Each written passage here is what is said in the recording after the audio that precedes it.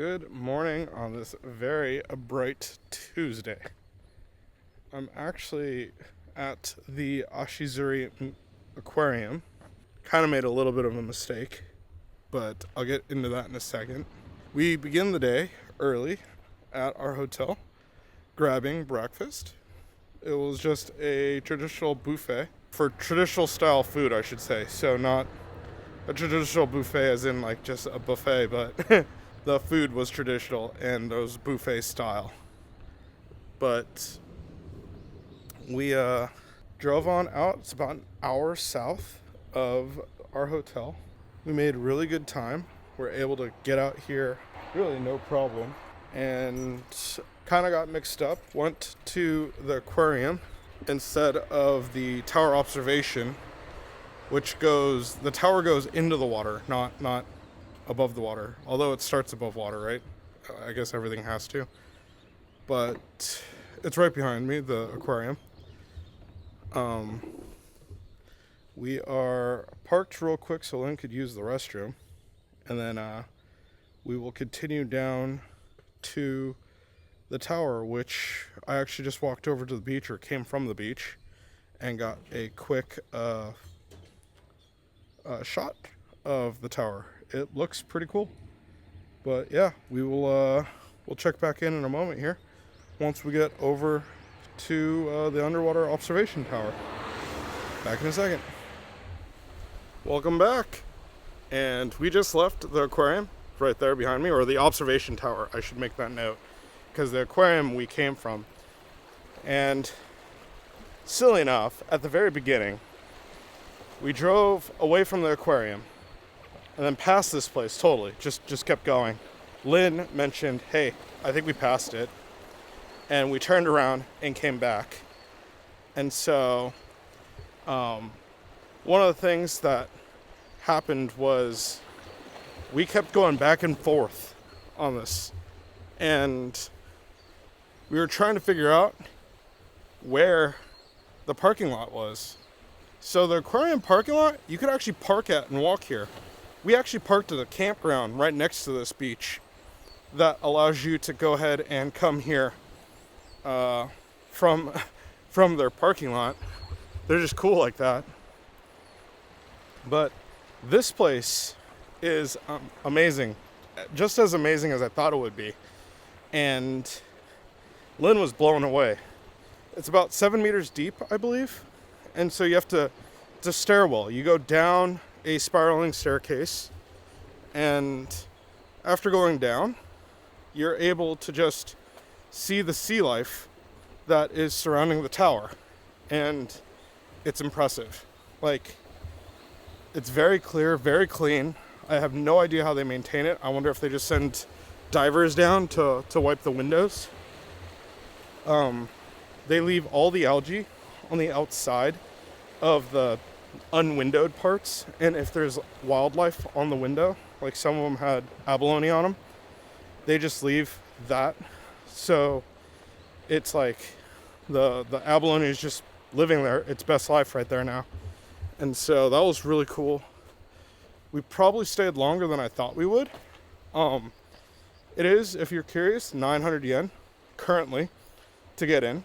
They do have agreements with almost everything around here, though, so that you could actually get a discounted ticket and go see everything. This was really the only thing I wanted to see, so we just bought the ticket for it, which in a weird sense makes it a little bit more expensive because we're not doing the deal to go see all the aquarium and the museum and everything that's attached. And they actually had, I think, 4 different items that you could do a group ticket on. After walking around the bottom, we actually went to the top where we walked around, and trying not to rush this grandma in front of me. And we walked and saw all the surrounding areas, and that was really pretty. Like, one of the most interesting things, I think, was the waves that you saw during the typhoons. They had photos of them, and it's pretty crazy to think that they had waves that were that tall. Like it just engulfed the entirety of the tower. From there, we're here now. We're just walking back towards the car. I would say this is well worth it. Lynn was really enthralled. I'm happy that she was shocked with this discovery. You know, just a random find on Google, this one. So we just got lucky, or I just got lucky, found it. We made it out, and now we're off to our next spot. So today, unfortunately, is going to be a lot of driving, I think. And, update on the animal bingo. We, I mean, it's roadkill, but we found a tanuki, I believe it is. At least it looks like a tanuki. I have no idea what else it could be. Kind of looks like a weasel. Maybe it is. I'm not sure. But we definitely, we drove by it like 4 times, so we definitely saw it. I don't have a photo or video of it. There's no point. It's a dead animal. But we've now run into a bear, a snake. I mean, various cats and dogs. That's normal though, right? And now, I want to say a tanuki. But, oh, and spiders. If you ever see these like bushes, never go between them. Because there's probably a big old spider in there, which there is on that one. And so, yeah, anyhow, time to get back to the car, get to the next spot, and we'll check back in a moment here. Back in a sec. And welcome back. I'm coming down the Odo Observatory Tower, and we're at the very top of, I think it's Odo Mountain. There's actually monkeys up here as well.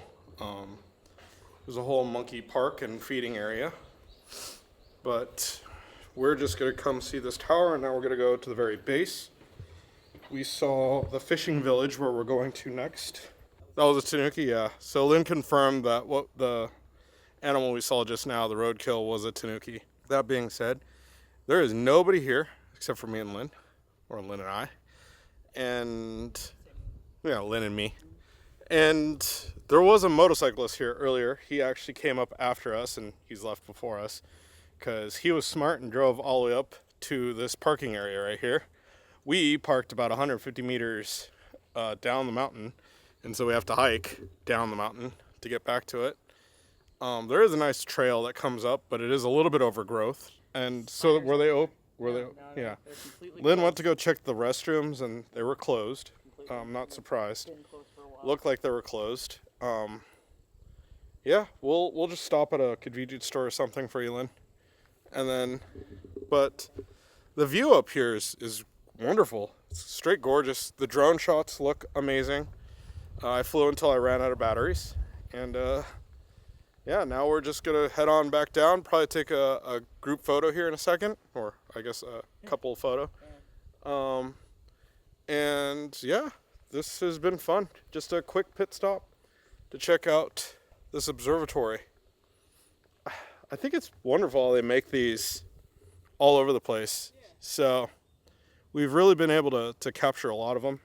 And this one's cool because there's literally no one here, so it's just us. Anyhow, on to the next spot. Check back in a moment. And welcome back.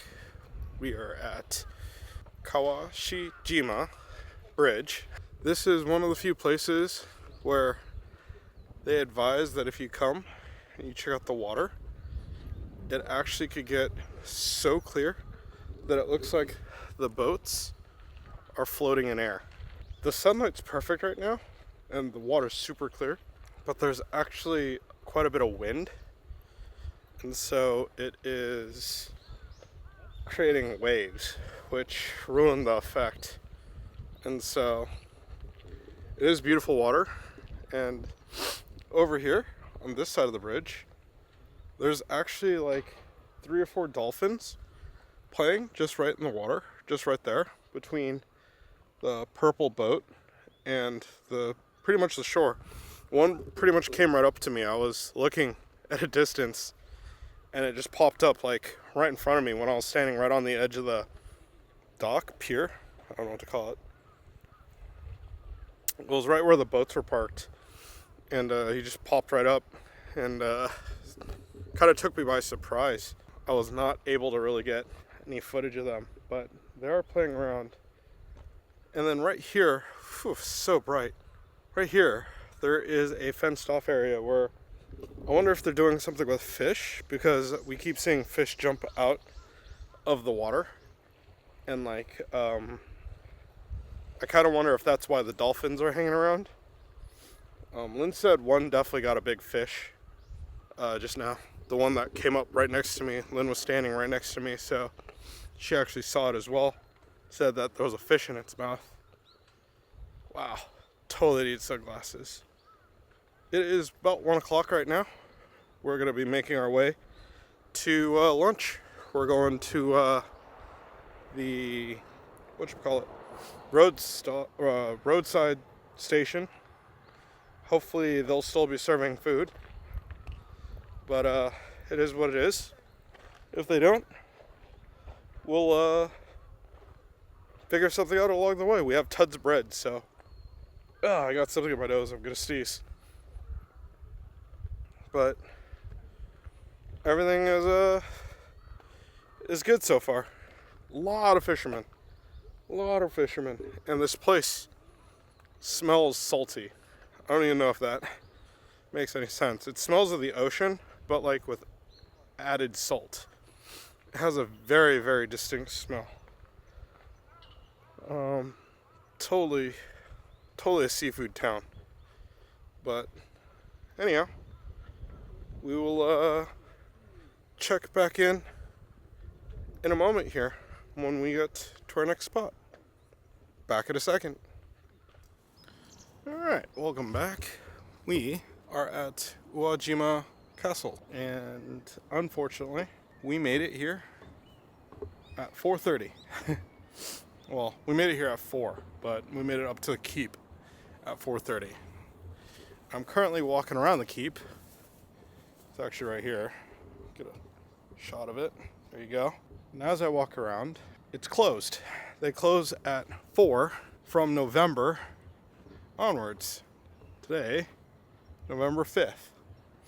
So I had the October time, which said that they close at 5. So unfortunately, we're not going to be able to go in the castle, but that's okay. This was just a reach goal, something that I kind of just wanted to come up and see. It is one of 12 original Edo period castles. I believe I've said that in some other videos as well. This one is not only known as Uwajima Castle, but it's also known as Tsurushima Castle. So it has 2 names.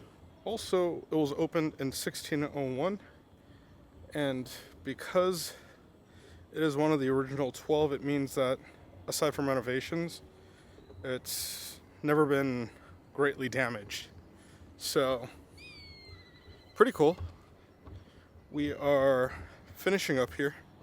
I was thinking maybe I would take up my drone, but decided against it. I am in the literal middle of the city.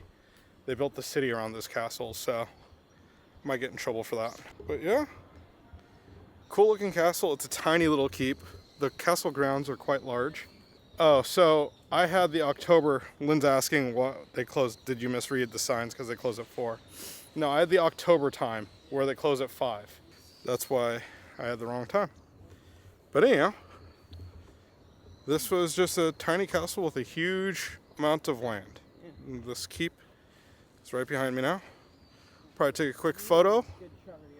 Yeah, it actually has a fantastic view of the ocean, which I guess I didn't mention. It also has a fantastic view of the city. I'll show some surrounding shots as I walk around. But yeah, we're gonna go take some shots and then go check into the hotel and figure out what to do for dinner. Anyhow, we will check back in at least one more time. Back in a moment.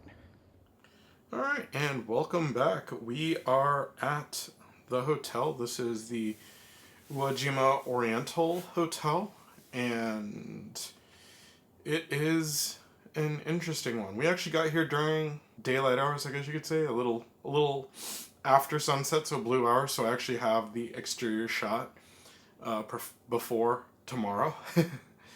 And I didn't know this, but they charge 500 yen for parking. So that is something to take note of, but it was a prepaid room, and so everything was already paid for except for the 500 yen for parking. So I just took care of that. I mean, whatever, it's like $3, I think. It's currently 66 yen-ish or 66 cents to the 100 yen. So it is what it is. Anyhow, we went and brought all our stuff up. And this hotel is different. They have an all-you-can-drink bar on the first floor, and you're allowed to get as much coffee and tea as you want. It's 24 hours. But that also means that there's no coffee maker in the room. And, I mean, I'm okay with that. Like, we just go downstairs. I have a coffee waiting right here anyways. And after we did that, why don't we go ahead and just do the room tour before I forget? So, we'll go ahead and get into the room tour right now. So let me get the camera in a better position and we'll get it going. Okay, so we are down the hall again. In 520, we are literally the very corner row. So let's go ahead and head on in. The room is much more spacious than we thought it would be. We have our closet. And then another hole with a charging port in it. Little platform. Don't know what's going on here, but whatever. Don't know what that's for. Yeah. Okay. And then coming on to this side, we have a little vanity area with a sink. A nice large bathroom. There is toilet. Separated sink from the bathtub. So the bathtub does have its own faucet and shower head. And then as we go into the room, we have the fridge, the desk, a little table that Lynn's sitting on, our TV, the chair, like a computer desk chair? I don't no idea. I guess it's for this table. And then we have our two beds. Right there. And then the air conditioner. Right there.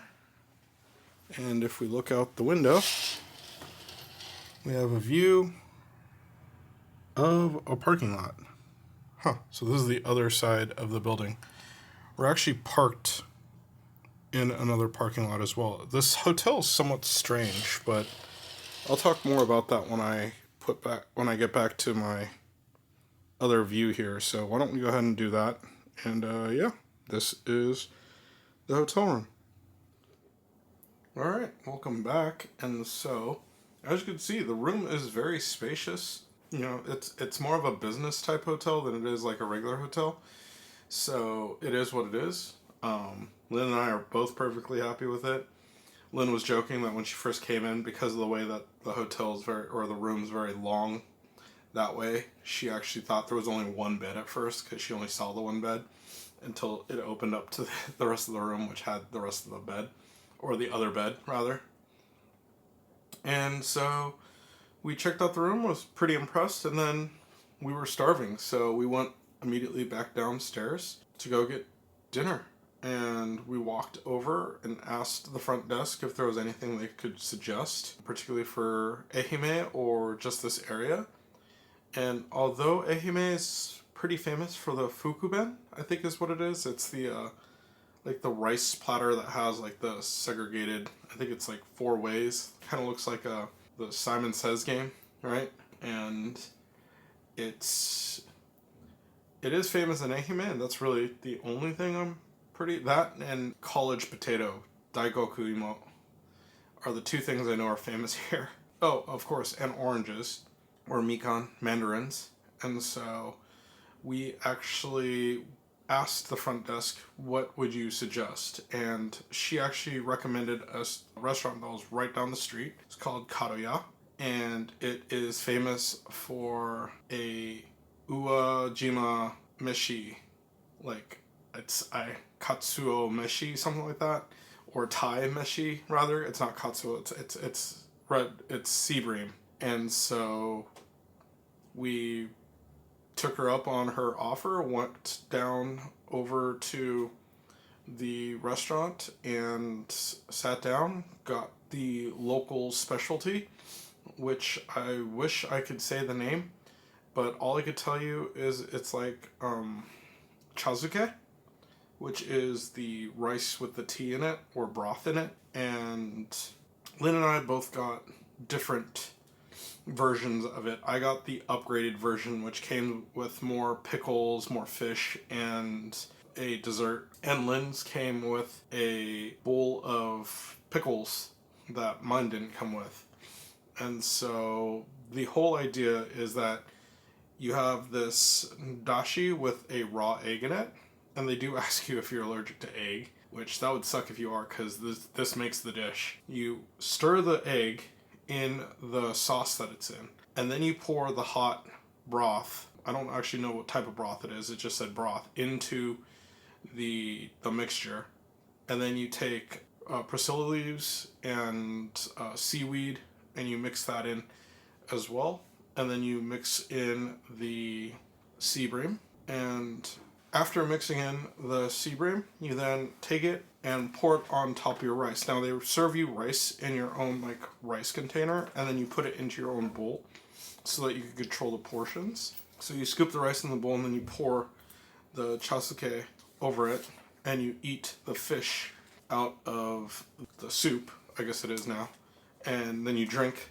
like the rice with the soup dashi, and it's extremely good. Like, Lynn and I were so impressed. Lynn just handed me the instructions. Now this is in Japanese. It was actually in English while we were there. So this is the mixing of the egg, and then adding the all the ingredients in. This is the rice that comes in a separate container, and you put it over here into your rice bowl. I mean, I also have B-roll of this, so then you pour the mixture over your rice, and that's how you eat it. And it really is delicious. Like, 10 out of 10 would do again. Like, it was mind-blowingly good. Probably one of the best dishes we've had on this island, period, bar none. And so we also got a item that they said was from Ehime, an alcohol, which was a blood orange umeshu, and that was actually delicious. And I think Lynn mentioned that was probably the best thing she's drank in Japan, period. And I don't know if there's anything better, really. It was like alcoholic juice, and it was like Kool-Aid. It tastes like Kool-Aid. Yeah, Lynn just said that, and I agree. It did taste like Kool-Aid. After we finished dinner, we then went over to the station, because Lynn knew there was a geocache right in front of the station. The first locomotive ever to come run through Ehime. And so we got a quick photo of that. Lynn found the cache. It was quite easy.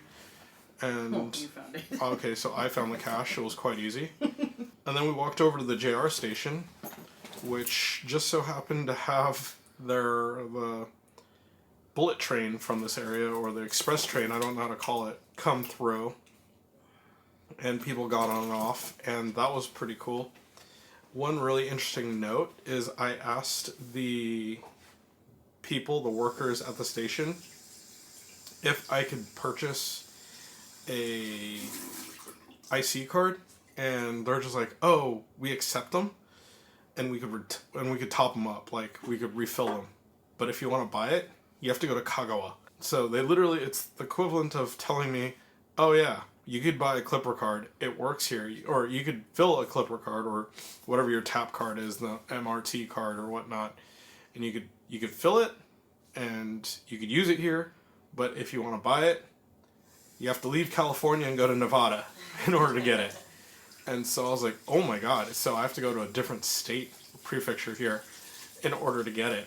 And he's like, "Yeah, I mean, it is what it is. There's just not enough people here. And fair enough, because everybody that was coming off the train was actually using like the month-long pass, which is quite normal for commuters. So it's the commuter pass. That's literally what it's called. One really interesting thing is you could actually buy a JR pass at the kiosk, which I was super surprised to see. Just like if you're buying a ticket to go from Tokyo Station to Shibuya, they just had buy a JR pass for Shikoku.